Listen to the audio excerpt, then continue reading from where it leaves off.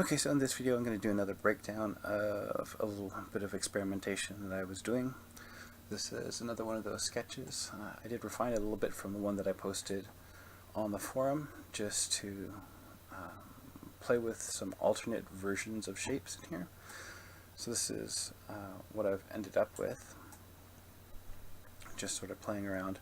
A lot of this is just repetitively going through different experiments and seeing what kind of formations I get, and then by combining different experimentations I get different combinations of shapes. So I'll have some smoother shapes, some chunkier shapes, and they all kind of work together. So some of it was very intentional, some of it was, happy accidents. So starting off from here, the only thing that I really knew was that I wanted to have sort of a large shape. Now I could have gone with a mountain as a starting point, but I wanted to experiment with creating sort of a large mound area. So what I actually started off with was just taking a gradient, flipping it, and then combining them as min, which gave me this big sort of house roof sort of shape. I also knew that I wanted to have chunky formations, so I went with a Voronoi and processed that with a fold just to get some really broken up, chipped kind of shapes. So this is me increasing my rift and playing with the angle a little bit until I was satisfied with the look. Other than that, I think the other pieces here are the defaults, but that was just to transfer to something a little bit more rocky in shape. Then by going ahead and combining them as a multiply, what I ended up with was just this long region here, then the zero borders, where I set it to square, and auto was fine. I was actually satisfied with that. So I do have sort of like a mountain shape in the middle, but it's a much larger area of influence around it. Little auto levels on that, and it gave me a nice chunky mountain shape. Now the next part might be a little bit bizarre, but I've done this a few times. I found that stuff like this helps me get something interesting. This actually can be removed. We don't actually use that.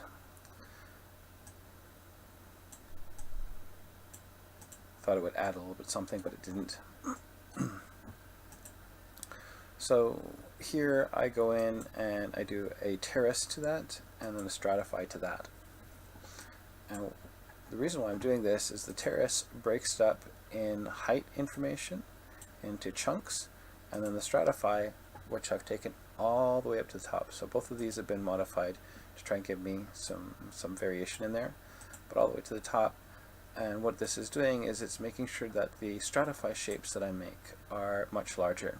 If I take stratify up to the maximum and go with something that was, say, soft like this, I would get a lot of tiny little stratify shapes that I didn't really want. So I wanted big and chunky, and so I start off with big and chunky. So this is a way that I found around one of the resolution limitations that I had discovered in previous attempts. On the other side, I just applied a little blur. I didn't really have to do the blur. I could probably just go ahead directly with the sols. That's up to you. But this gives me other chunky shapes. So I have these chunky shapes and these chunky shapes. And when I combine them together, I get lots of breakup. So they're all over the place. Now with a formation like this, going to a tool like landform is going to break and partially erode and deform a lot of those different shapes, making them look not necessarily completely natural, but a little bit more natural. Now from here, if I wanted to, I could go back to that fold and combine that with this one, and I would get something like this.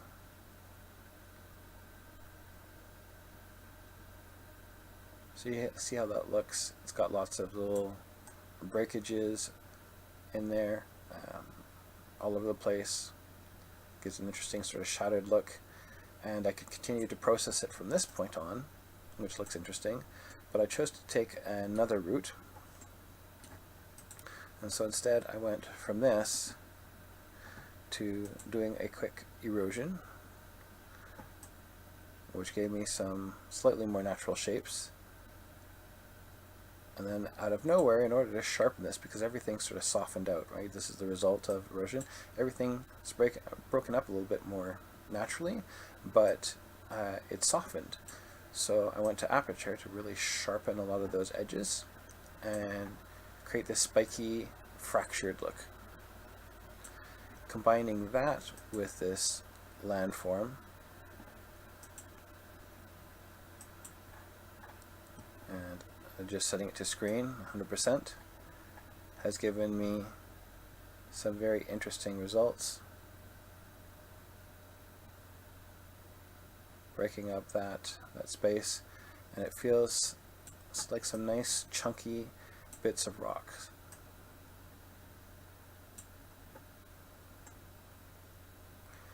Now I wanted to crack and fracture this. So the way that I like to create cracks and fractures is using the flow from an erosion node, and that can be from any kind of other shape that you're eroding. It just happens to be I'm using this one because some of the cracks will go into natural spaces. But I'm also combining it with additional cracks, and so these other cracks are coming from a Voronoi, which then run through cells and then combines back together. So what I'm left with is from this to this to this. So it's just a halfway blend, just the defaults there. The Voronoi I made sure to be very large in scale, very similar to the very first Voronoi, just so I have lots of them. I then apply a very small amount of blur. So I went into the blur and I halved it and halved it and halved it many times, just so I keep some of the sharp shapes that are in here. But then I can go to aperture and I can really sharpen them. So I didn't want all that extra noise that I get from this, but I wanted some of those sub-shapes. So Voronoi, I could go ahead and I could change the warp frequency, which would get rid of some of this. But I wanted to keep a little bit of that, and this small blur creates some interesting imperfections, and it blends it with the harsh edges anyways. So with that, down to curvature, set all the way up, turned off invert, and that has given me a combination of these with this flow set to auto level, and you can see this crack pattern. So in here, between the Voronoi, I have the cracks from the erosion as well. So this is just here for you to be able to see what I'm dealing with. So back to that shape, we look at it here, and I combine it with those cracks, and you see all those cracks delivered into that form, which just adds another layer of complexity to that surface. Now this is kind of cool, but I wasn't really feeling it, so I wanted to lower it, and so what I did is I went and grabbed that area, adjusted that, and increased the fall off, so I had enough of a blend there. And then using a bias gain, intensity and bias to lower that region. So instead of being this big tall mound, made it part of the smaller mound. so it feels like one piece rather than this sort of featured peak area, and it's just this whole mound of rocks. To add additional complexity to that, I went to the plates, which is very similar to the idea of what I had with using Voronoi and then folding it. Same kind of thing happening here. And using a little bias gain on that, brought it down in intensity just to drop it into this space. And then combining it with screen and adjusting the amount. So now that just adds that additional layer of breakup, of sort of mound-like shapes with broken rock shapes, with cracks, everything all sort of layered together in order to create this delicious complexity. So then, of course, naturally, it's time to start texturing it.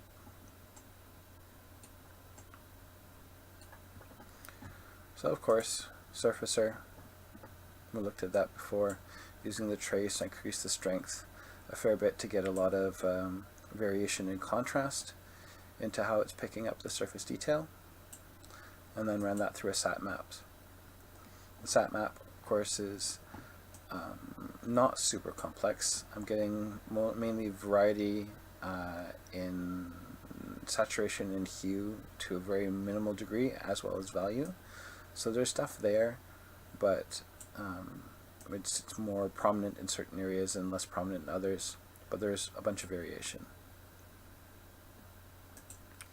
Then using soil, which I used in multiple ways, set it to be graded so that way I get more detail. It's not just the areas where the crevices are, it's a gradient across of all these different forms. And then I went ahead and inverted that. And then using sat maps again for one part of it gave me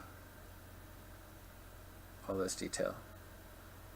So I went through something that would give me an interesting pattern, but again would have some subtle elements to it. Mixing these together as a multiply really blended them. So I got those different variations in there.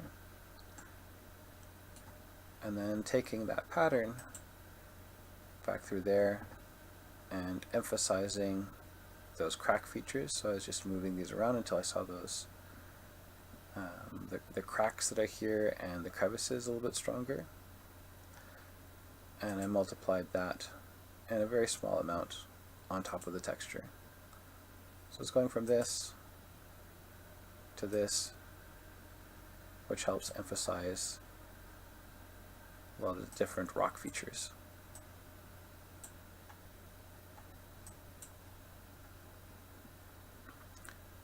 Now, of course, that was a little bit too dark for what I wanted, so just taking color effects, I applied gamma and I lifted it a little bit.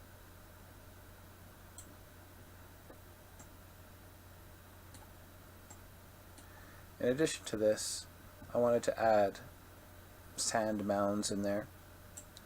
So just using the snow, I went in and added some soft regions, so that becomes my pin for color. And then I often add that snow mask to a slope. So the slope will give me a lot of the smaller sections, but the snow mask tends to creep up on things. So I just combined the two of those together, just added them and blended them in the ways that I wanted. I could probably take this all the way up, actually. I didn't, but I could. There it is, and that way I get little dustings of sand in some of these other smaller regions. And that blur, which was a subtle blur, adds a little bit of the feeling of a dusting area there. So this clutter was just to help me define where the sandy area is versus the rock areas are, so it's just a simple color shift there. I wasn't happy with just black and white. I was trying to visualize it against a muted tone, so this worked out fairly well. The other advantage to this is that when it masks in, it will get a little bit of this more saturated sand color, a darker saturated sand color at the edges as it fades into the other surface. So as it fades into this. So that when they blend in, what you can see is it doesn't just go out and continue to be muted, it maintains some of that saturation at those edges.